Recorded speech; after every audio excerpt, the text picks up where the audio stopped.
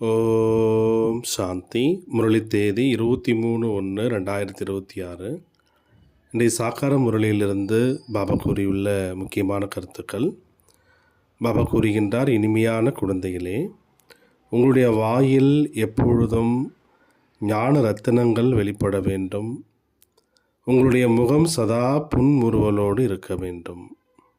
கேள்வி: எந்த குழந்தைகள் பிராமண வாழ்க்கையில் ஞான தாரணை செய்திருக்கின்றார்களோ அவர்களுடைய அடையாளம் என்ன? பதில்: அவர்களுடைய நடத்தை தேவதைகளைப் போன்று இருக்கும்.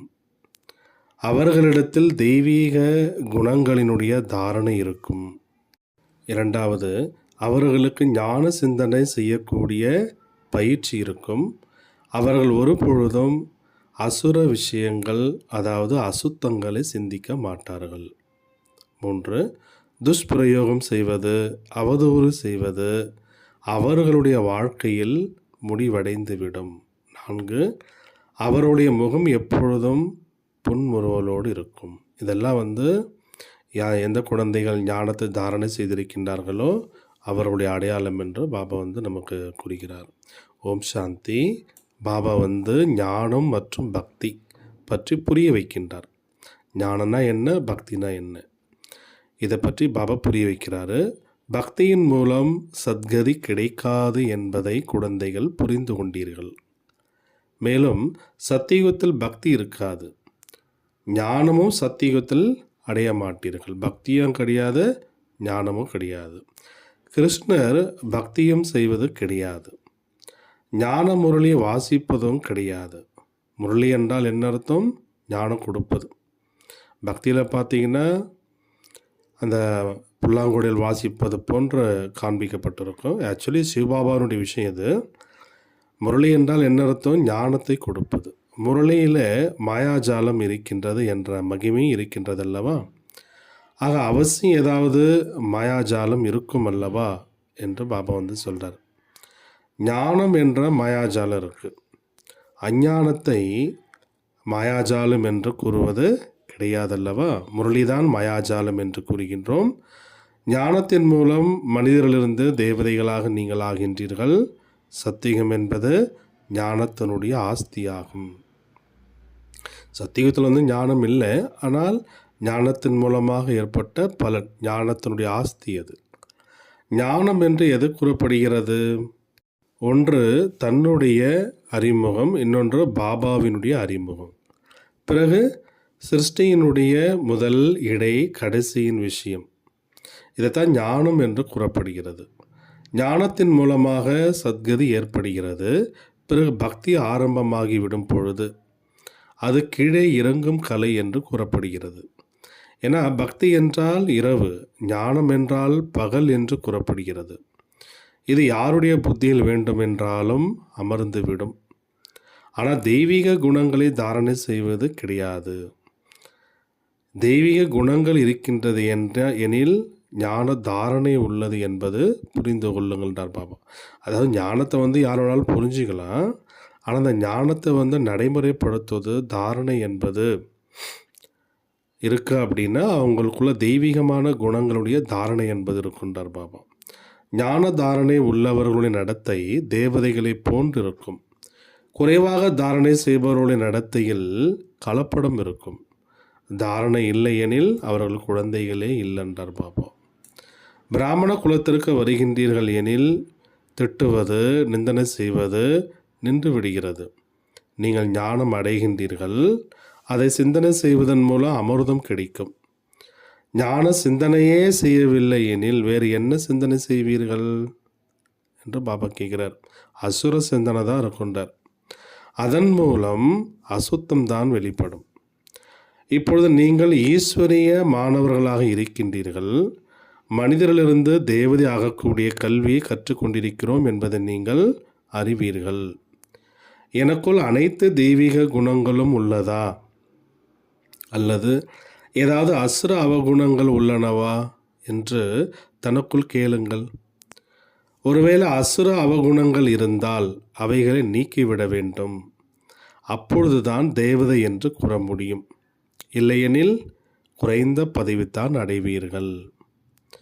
வாயில் எந்த சீச்சி விஷயங்களும் வெளிப்படக்கூடாது, இல்லையெனில் இவர்கள் குறைந்த பதவி அடையக்கூடியவர்கள் என்று கூறப்படுவர்.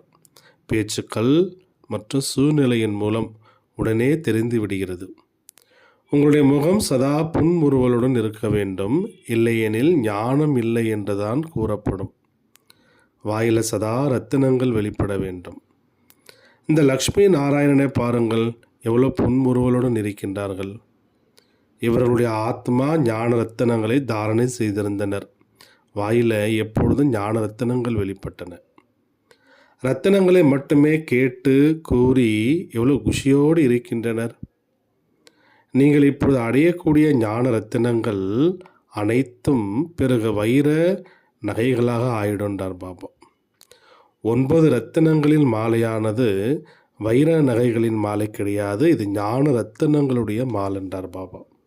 மனிதர்கள் அந்த ரத்தினம் என்று நினைத்து கொண்டு மோதிரம் போன்றவைகளை அணிந்து கொள்கின்றனர்.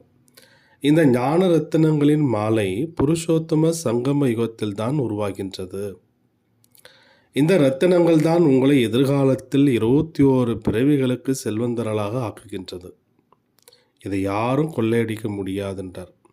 இங்கே நீங்கள் வைர நகைகளை அணிந்து கொண்டால் உடனேயே கொள்ளையர்கள் கொள்ளையடித்து விடுவார்கள். ஆக தன்னை மிக மிக புத்திசாலிகளாக நீங்கள் ஆக்கிக்கொள்ள வேண்டும். அசுர அவகுணங்களை நீக்க வேண்டும். அசுர அவகுணங்களின் மூலம் முகமும் அவ்வாறே ஆகிவிடுகிறது. கோபப்படும் பொழுது தாமிரம் போன்ற முகம் சிகப்பாக ஆகிவிடுகிறது. காம விகாரமுடையவர்கள் கருப்பாக ஆகிவிடுகின்றனர். ஆக குழந்தைகள், ஒவ்வொரு விஷயத்தை நீங்கள் சிந்தனை செய்ய வேண்டும். இந்த கல்வி அதிக செல்வத்தை கொடுக்கக்கூடியதாகும். அந்த படிப்பில் எந்த ரத்தினமும் கிடையாது. ஆம், நன்றாக படித்து பெரிய பதவி அடைந்து விடுகின்றனர். ஆக கல்வி காரியத்திற்கு பயன்பட்டு விடுகின்றதே அன்றி செல்வத்திற்கு அல்ல. அது எல்லைக்குட்பட்ட செல்வம், இது எல்லையற்ற செல்வம். இரண்டுமே படிப்பு தான். அது அல்பகால ஒரு பிறவிக்கான துளி அளவிற்கான படிப்பு. அடுத்த பிறவியில் மீண்டும் புதிதாக படிக்க வேண்டியிருக்கும். அங்கு செல்வத்திற்காக படிக்க வேண்டி அவசியம் இருக்காதுன்ற சத்தியத்தில் அங்கே இப்பொழுதைய முயற்சியின்படி அளவற்ற செல்வம் கிடைத்து விடுகின்றது. செல்வம் அழிவற்றதாக ஆகிவிடுகிறது. தேவதைகளிடத்தில் செல்வம் அதிகமாக இருந்தது. பிறகு எப்பொழுது பக்தி மார்க்கம், அதாவது ராவண ராஜ்யத்தில் வந்த பொழுது எத்தனை பேர் இருந்தனர், எவ்வளோ கோயில்கள் கட்டினார்கள். பிறகு முஸ்லிம்கள் வந்து செல்வத்தை கொள்ளையடித்தனர். எவ்வளோ செல்வம் இருந்தது. இன்றைய படிப்பின் மூலம் யாரும் இந்த அளவிற்கு செல்வந்தரலாக ஆக முடியாது. நாம் அந்த அளவிற்கு உயர்ந்த படிப்பு படிக்கின்றோம். இதன் மூலம் இவ்வாறு தேவி தேவதைகளாக ஆகின்றோம் என்பதை நீங்கள் இப்பொழுது அறிவீர்கள். இந்த படிப்பின் மூலமாக நம்ம என்ன ஆகிறோம்? தேவி தேவதைகளாக நாம் ஆகின்றோம். ஆக படிப்பின் மூலம் மனிதர்கள் எப்படி ஆகிவிடுகின்றனர் என்பதை பாருங்கள். ஏழையிலிருந்து செல்வந்தர். இப்பொழுது பாரதமும் எவ்வளோ ஏழையாக இருக்கின்றது. செல்வந்தர்களுக்கு நேரமே கிடையாது. நான் இன்னாராக இருக்கின்றேன் என்ற அகங்காரம் இருக்கின்றது. இங்கு அகங்காரம் போன்ற அனைத்தும் நீக்கிவிட வேண்டும். நான் ஆத்மா, ஆத்மாவிடத்தில் செல்வம், வைர நகைகள் போன்ற எதுவும் கிடையாது. தேக சகிதமாக அனைத்தை விட்டுவிடுங்கள் என்று பாபாவும் கூறுகின்றார். ஆத்மா சரீரம் விடுகின்ற பொழுது செல்வந்தர் போன்ற அனைத்தும் அழிந்து போய்விடுகிறது. மீண்டும் புதிதாக படித்து சம்பாதிக்கின்றனர் அல்லது தானம் புண்ணியம் நன்றாக செய்கின்றனர் எனில் செல்வந்த வீட்டில் பிறப்பு எடுப்பார்கள். கடந்த கால செயல்களினுடைய பலன் என்று கூறுகின்றனர் அல்லவா? அதுபோல் செல்வந்த வீட்டில் பிறப்பு எடுத்தாங்க அப்படின்னா அப்போ போன ஜென்மத்தில் அவர்கள் செய்த அந்த கர்மாவினுடைய பலன் என்று கூறுகின்றனர். கல்வியை தானம் செய்திருப்பர் அல்லது கல்லூரி, தர்மசாலை போன்றவைகளை உருவாக்கியிருப்பார்கள் எனில் அதற்கான பலன் கிடைக்கின்றது. ஆனால் அல்ப காலத்திற்கு தானம் புண்ணியமும் இங்கு தான் செய்யப்படுகிறது. அப்போ என்ன கர்மா செய்கிறோமோ அதற்குரிய பலன் என்பது கிடைக்குது. சத்தியுகத்தில் செய்யப்படுவது கிடையாது. அல்ப காலத்திற்கு தானம் புண்ணியம் இங்கே செய்கின்றார்கள். ஆனால் சத்தியுகத்தில் அது போன்றெல்லாம் செய்யப்படுவது கிடையாது. சத்தியுகத்தில் நல்ல செயல்களை மட்டுமே செய்வார்கள் என இப்பொழுதே ஆஸ்தி அடைந்திருக்கின்றனர். அங்கு எந்த விக்கிரமமும் ஏற்படுவது கிடையாது என ராவணனே கிடையாது. ஏழைகளும் பாவக்காரியம் செய்ய மாட்டார்கள். இங்கே செல்வந்தர்களும் பாவக்காரியம் செய்கின்றனர். அதனால தான் இந்த வியாதிகள் போன்றவைகளினால் துக்கம் ஏற்படுகிறது. செல்வந்தர்கள் என்ன பண்ணுறாங்க? செல்வத்தை வைத்து நிறைய பாவக்கர்மங்கள் செய்கின்றார்கள். பிறகு அதன் மூலமாக இவ்வளோ வியாதிகள் போன்றவைகளினால் துக்கம் என்பது ஏற்படுகிறது. அங்கு விகாரத்தில் செல்வதே கிடையாது எனும் பொழுது விக்கிரமம் எப்படி ஏற்படும்? அனைத்துக்கும் ஆதாரம் செயல்களில்தான் இருக்கிறது. இது மாயையினுடைய ராவண ராஜ்யமாகும். இதன் மூலம் மனிதர்கள் விகாரிகளாக ஆகிவிடுகின்றனர். ராம வம்சத்திற்கும் ராவண வம்சத்திற்கும் யுத்தம் நடைபெறுகிறது. நீங்கள் பாபாவினுடைய குழந்தைகள், அவர்கள் ராவனுடைய குழந்தைகள். எவ்வளோ நல்ல நல்ல குழந்தைகளும் மாயையிடம் தோல்வி அடைந்து விடுகின்றனர். மாயை மிகவும் திறமை வாய்ந்தது. இருப்பினும் நம்பிக்கை வைக்கின்றார். முற்றிலும் பதீத்தமாக இருப்பவர்களையும் முன்னேற்ற வேண்டியிருக்கு. பாபா முழு உலகையும் முன்னேற்ற வேண்டி இருக்கு. பலர் வீழ்ச்சி அடைகின்றனர். வழுக்கி விடும் பொழுது ஒரேடியாக பதீத்தமாக ஆகிவிடுகின்றனர். இப்படிப்பட்டவர்களையும் பாபா முன்னேற்றுகிறார். ராவண ராஜ்யத்தில் அனைவரும் முழு பதீத்தமாக இருக்கின்றனர். ஆனால் பாபா காப்பாற்றுகிறார். இருப்பினும் கீழே விழுந்து விடுகின்றனர் எனில் மிகவும் பதீத்தமாக ஆகிவிடுகின்றனர்.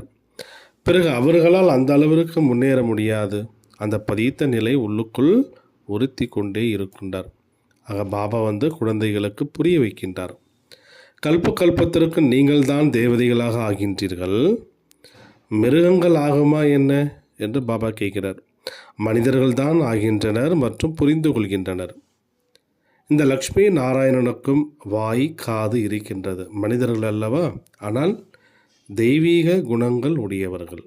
அதனால்தான் இவர்கள் தேவதைகள் என்று கூறப்படுகின்றனர். இவர்கள் இந்த அளவிற்கு அழகான தேவதைகளாக எப்படி ஆனார்கள்? பிறகு எப்படி வீழ்ச்சி அடைந்தார்கள்? இந்த சக்கரம் பற்றி நீங்கள் அறிந்து கொண்டீர்கள். யார் ஞான சிந்தனை செய்கின்றார்களோ அவர்களுக்கு தாரணையும் நன்றாக ஏற்படும். ஞான சிந்தனை செய்யவில்லை எனில் முட்டாள்களாக ஆகிவிடுவார்கள். முரளி நடத்துபவர்களுக்கு ஞான சிந்தனை ஏற்பட்டு கொண்டே இருக்கும். இந்த தலைப்பில் இதை புரிய வைக்க வேண்டும், இந்த தலைப்பில் இதை புரிய வைக்க வேண்டும் என்று அந்த ஞான சிந்தனை தானாகவே ஏற்பட்டு கொண்டே இருக்கின்றார். வித்தியாசமான மனிதர்கள் வருவார்கள். ஆகவே நீங்கள் அவர்களுக்கு உற்சாகத்துடன் புரிய வைக்க வேண்டும்ன்றார் பாபா. ஏன்னா விதமான மனுஷங்க வருவாங்க. அப்படிப்பட்டவர்களுக்கு நீங்கள் புரிய வைக்கணும், உற்சாகத்தோடு புரிய வைக்கணும். அவர்கள் சிறிதளவாவது புரிந்து கொள்வார்கள்ன்றார் பாபா. எல்லாமே அவருடைய பாக்கியத்தின் மீது இருக்குது. சிலருக்கு உடனேயே நிச்சயம் ஏற்பட்டு விடுகிறது, சிலருக்கு ஏற்படாது. ஆனாலும் கூட பாபா என்ன சொல்கிறார்? நம்பிக்கை வைங்கன்றார். இப்போ இல்லையெனில் அவசியம் நாளடைவில் புரிந்து கொள்வார்கள். நம்பிக்கை வேண்டும் அல்லவா? நம்பிக்கை வைப்பது என்றால் சேவையில் ஆர்வத்துடன் இருப்பது. களைப்படையக்கூடாதுன்றார் பாபா. இவ்வளோ சேவை பண்ண யாரும் பாபா குழந்தையாக உருவாகலை, அந்த அளவுக்கு ரிசல்ட் கிடைக்கல, அது போல் நம்ம களைப்படையக்கூடாது. யாராவது படித்து பிறகு பதீத்தமாக ஆகிவிடுகின்றனர். பிறகு அவசியம் வருவார்கள். இவ்வாறு பலர் வருகின்றனர். ஞானம் மிகவும் நன்றாக இருந்தது, ஆனால் மாயை தோல்வி அடைய செய்துவிட்டது. நினைவிருக்கும் அல்லவா அவர்களுக்கு? பக்தியில் தோல்வி மற்றும் வெற்றிக்கான விஷயமே கிடையாதுன்றார். இது தாரணை செய்ய வேண்டிய ஞானமாகும். இப்போ நீங்கள் பாபாவின் மூலம் உண்மையான கீதை கேட்கின்றீர்கள். சத்தியமான கீதையை நீங்கள் கேட்கின்றீர்கள். இதன் மூலம் தேவதைகளாக ஆகிவிடுகின்றீர்கள். பிராமணன் ஆகாமல் தேவதைகளாக ஆக முடியாது. நீங்கள் யாரை சந்தித்தாலும் அல்லாவை நினைவு செய்யுங்கள் என்று கூறுங்கள். அல்லாவை நினைவு செய்தால்தான் ராஜ்யம் கிடைக்கும். அல்லாஹ் தான் உயர்ந்தவர் என்று கூறப்படுகின்றார். கை விரல்களினால் அல்லாவை சைகை காட்டுகின்றனர் அல்லவா? அல்லாஹ் என்று ஒரே ஒருவர் தான் கூறப்படுகின்றார். அவருடைய பெயரே என்ன? பதீத்த பாவனன். ஆக பழைய உலகை புதிதாக ஆக்குவது தான் அவருடைய கடமையாகும். பழைய உலகை புதிதாக ஆக்குவது தான் அவருடைய கடமையாகும். பாபாவுடைய பேர் சிவன். தந்தையுடைய பேர் என்ன? சிவன். குழந்தைகள் சாலிகிராம் என்று கூறப்படுகின்றனர். சாலிகிராமத்திற்கும் பூஜை என்பது நடைபெறுகிறது. சிவபாபா என்று கூறி அனைவரும் நினைவு செய்கின்றனர். மற்றொன்று பிரம்மாவையும் பாபா என்று கூறுகின்றனர்.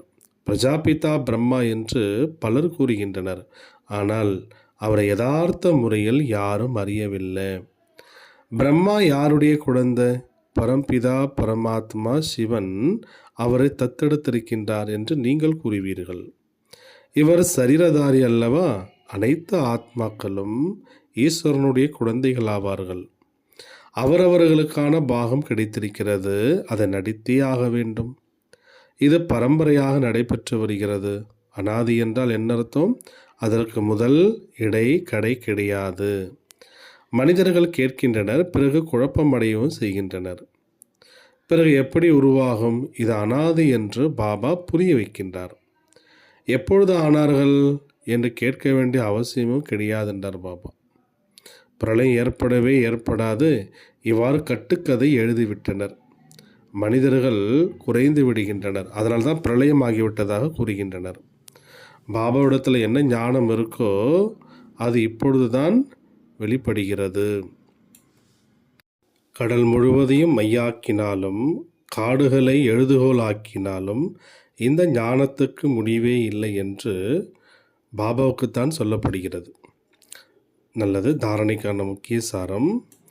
ஃபஸ்ட்டு பாயிண்ட், தன்னுடைய புன்முறுவலான முகத்தின் மூலம் பாபாவினுடைய பெயரை வெளிப்படுத்த வேண்டும். ஞான ரத்தினங்களை மட்டுமே கேட்க வேண்டும் மற்றும் சொல்ல வேண்டும். கழுத்தில் ஞான ரத்தினங்களின் மாலை அணிந்திருக்க வேண்டும். அசுர அவகுணங்களை விளக்க வேண்டும். செகண்ட் பாயிண்ட், சேவையில் ஒரு பொழுதும் களைப்படையக்கூடாது. நம்பிக்கை வைத்து ஆர்வத்துடன் சேவை செய்ய வேண்டும். ஞான சிந்தனை செய்து பரவசத்துடன் ஆர்வத்துடன் இருக்க வேண்டும். வரதானம், குழப்பம் அடைவதற்கு பதிலாக தளர்வான இணைப்பை இறுக்கமாக ஆக்கி, அதாவது லூஸ் கனெக்ஷனை சரி செய்யக்கூடிய பிரச்சனைகளிலிருந்து விடுபட்டவர் ஆகுக. குழப்பம் அடைவதற்கு பதிலாக பாபா என்ன சொல்கிறார்? கனெக்ஷனை சரி பண்ணுங்கன்றார். அப்படி சரி செய்யக்கூடிய பிரச்சனைகளிலிருந்து விடுபட்டவராக நீங்கள் ஆகுக. விளக்கம், அனைத்து பிரச்சனைகளுக்கும் மூல காரணம் என்னென்னா கனெக்ஷன் லூஸாக ஆவதுன்றார். கனெக்ஷனை மட்டும் சரி செய்து விட்டால் அனைத்து சக்திகளும் உங்களிடம் வந்துவிடும். ஒருவேளை கனெக்ஷன் கொடுப்பதில் 1 நிமிடம் 2 நிமிடம் ஏற்பட்டு விட்டால் தைரியம் இழந்து குழப்பமடைந்து விடாதீர்கள். நம்பிக்கை என்ற அஸ்திவாரத்தை அசைத்து விடாதீர்கள். நான் பாபாவினுடையவன், பாபா என்னுடையவர். இந்த ஆதாரத்தின் மூலம் அஸ்திவாரத்தை உறுதியாக்கும் பொழுது பிரச்சனைகளிலிருந்து விடுபட்டு விடுவீர்கள். ஸ்லோகன், விதைரூப ஸ்திதியில் நிலைத்திருப்பது இதுவே பழைய சமஸ்காரங்களை மாற்றுவதற்கான விதியாகும். விதிரூப ஸ்திதி என்ன அர்த்தம்? நாம் நம்மளுடைய சுயஸ்வரூபத்தில், அதாவது ஆத்ம ரூபத்தில் நிலைத்திருப்பது. விதிரூப நிலைக்கு நிறைய அர்த்தங்கள் சொல்லலாம். இப்படி பாபா பார்த்திங்கன்னா முழு மனித குல மரத்திற்கும் விதையாக இருக்கின்றார் இல்லையா? அவர் மூலமாக மீண்டும் புதிய மனித குலத்தினுடைய படைப்பு என்பது ஏற்பட்டு கொண்டிருக்கிறது. பாபா படைப்பவராக இருக்கிறார். அதே போல் நான் கூட மாஸ்டர் படைப்பவன். என் மூலமாக மீண்டும் புதிய மனித குலம் என்ற மரமானது உருவாகி கொண்டிருக்கிறது.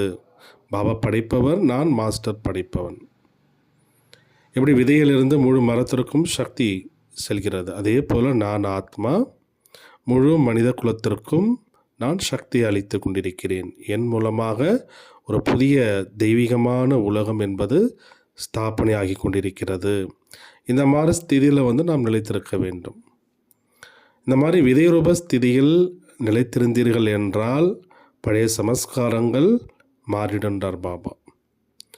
அவ்வக்த இஷாரா, பந்தனங்களிலிருந்து விடுபட்டு ஜீவன் முக்தி ஸ்திதியினுடைய அனுபவத்தை செய்யுங்க.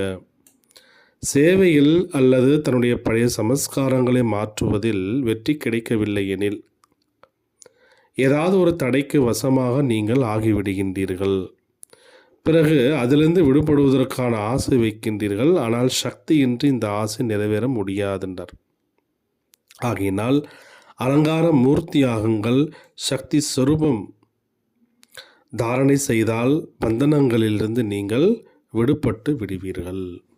ஓம் சாந்தி.